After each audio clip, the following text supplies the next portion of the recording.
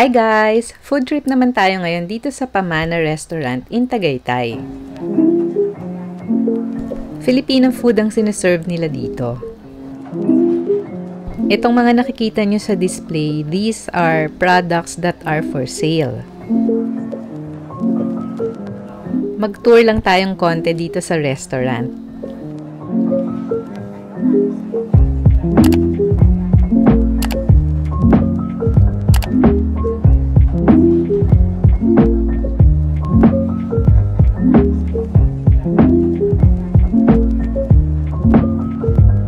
May outdoor dining sila with a view of Taal Lake, kaya lang we chose doon na lang sa loob kasi medyo mainit nung time na dumating kami.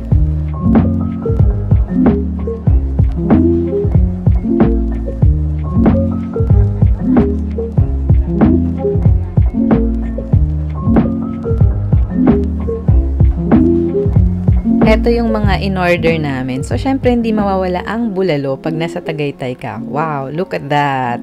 Source of collagen daw yan. So, may excuse tayo. Ayan o, more collagen! Masarap yung bulalo and malambot yung beef. Ito naman yung ukoy bites. So, sabi ng mga friends ko, ang sarap. Di ko lang ma-appreciate kasi allergic ako. And then, ito yung bagnet. O, diba? Ang sarap niyan. Ang crispy. Grabe. As in, masarap talaga.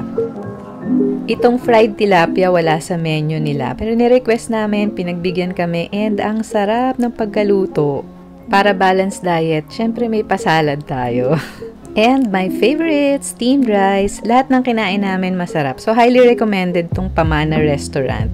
Thank you so much guys for watching this video. Please like, subscribe, and share this video. God bless you always!